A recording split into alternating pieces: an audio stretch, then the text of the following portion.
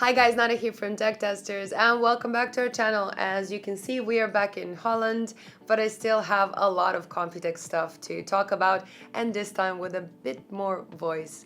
So today's theme is Cooler Mater and everything they had in store for us last week. And mind you, they released a lot of products last week, so this might get a bit long. But I'm going to talk about their new cases, fans, coolers, power supplies, peripherals, and even some product categories that are new for Cooler Mater that I'm not going to give away just yet. You will have to watch the video to find out. So let's begin. I would like to thank Cooler Mater and Gigabyte Aorus for making our Computex coverage possible.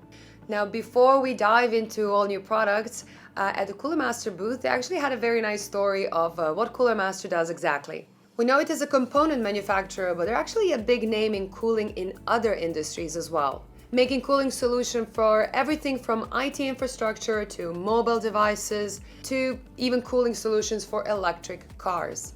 And they actually had some interesting hardware to show from these fields as well. So let's stick to the topic of cooling a bit longer and talk about some products that you guys probably care about a bit more.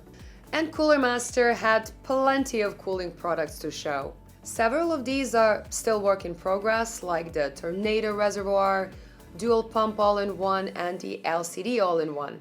Now, with the Tornado Reservoir, there was a little concern that this might be creating air bubbles that can enter the loop, but after talking to Cooler Mater, they told us that they have a special filter layer to prevent the air bubbles actually entering the loop.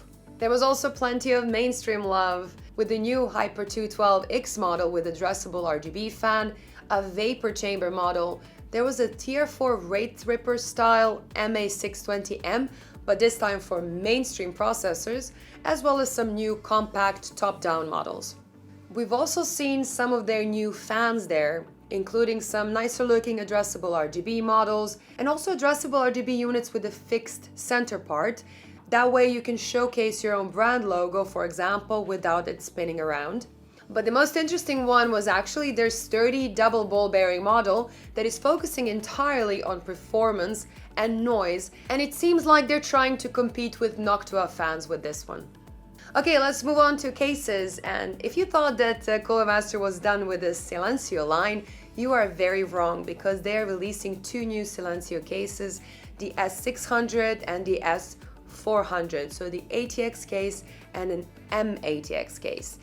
Actually, Silencio line has a very special place in our hearts because the Silencio 352 was one of the first reviews that Stefan and I did a bit over 5 years ago, so I'm actually quite excited to continue the tradition and review the new cases as well as soon as they launch in a few weeks. I'm also really looking forward to the H100, which basically turns the H500 look into a tiny LAN box with a handle and a single 200mm fan. We also spotted black editions of the Cosmos as well as the SL600M, which look really good. For those of you that are wondering if this is just the old cases painted in black, we actually asked Cooler Mater guys there, and the answer is no. They actually used the anodized aluminum here, which gives it that very nice matte look of the case, and in person it looks even better than on the video. On the power supply side, Cooler Mater showed their new XG lineup based on their own new design and should attack both the Corsair RMX and Seasonic Focus Plus lines, claiming that these should be the quietest power supplies in this segment. Now, we spotted a couple of changes that are worth mentioning. For example, their V-Series now has a white model, but what it's more important is that their new budget MWE series has improved black cables, which is great for budget builders because it's going to look much better than those standard ketchup mustard cables that are just atrocious.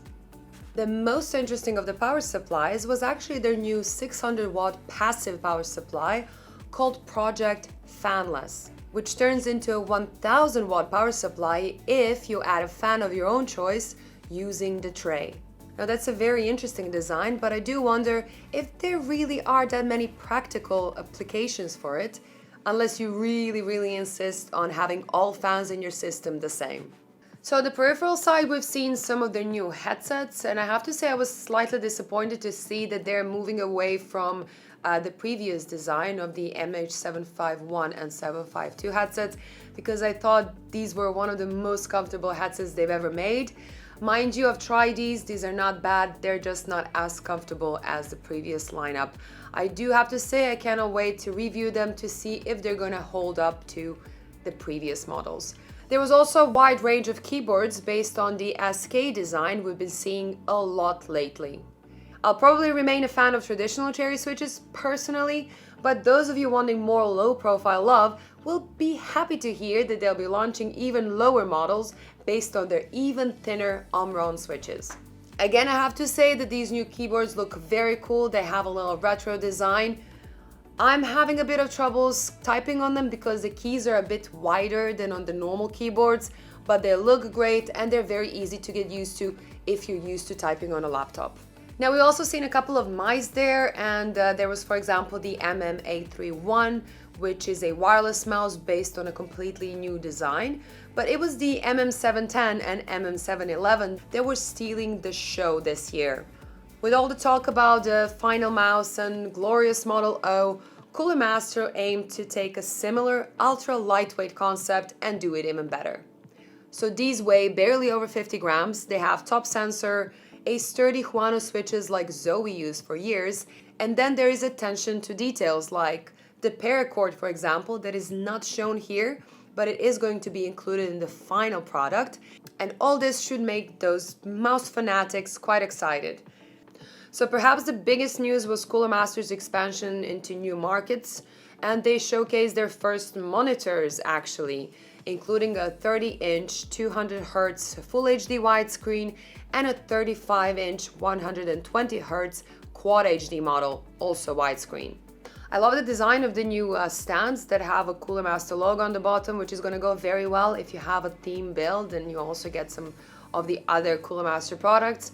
But I do have to say that it's really hard to get into a monitor market because it's already very saturated and there is a lot of great models to compete with. So you really have to do something extraordinary to push your way through.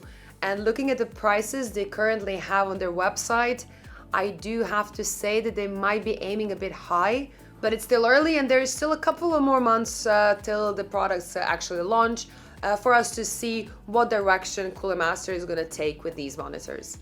They also entered the chair and desk market. However, that is great news as there aren't that many brands in this segment. The new height adjustable desk looks really good from a design and finishing point of view. It has a very sleek look with a brushed aluminum, and the suggested 800 to 900 euro price is far from unreasonable for a motorized desk, especially considering the size and the details on it.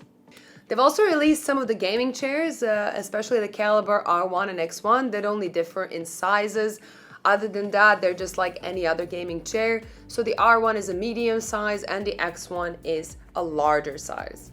They've also released a new ergonomic chair called Ergo G that looks really good, and it reminds me a bit of the Vertigear Trigger, but with a more aggressive low pricing, which is a very good thing for most of us.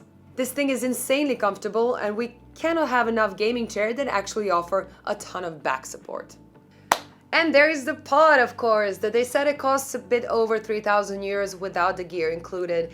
And even though I think that it's not going to be mass produced, it is amazing, it is massive, and it is impressive. Now, that's all that we've seen at the Cooler Mater booth. If you're interested in any of these products, there is a very handy little Reddit thread that has all the release dates and some more information about all the products they released last week. You can check their website as well, but I don't think there is that much there yet.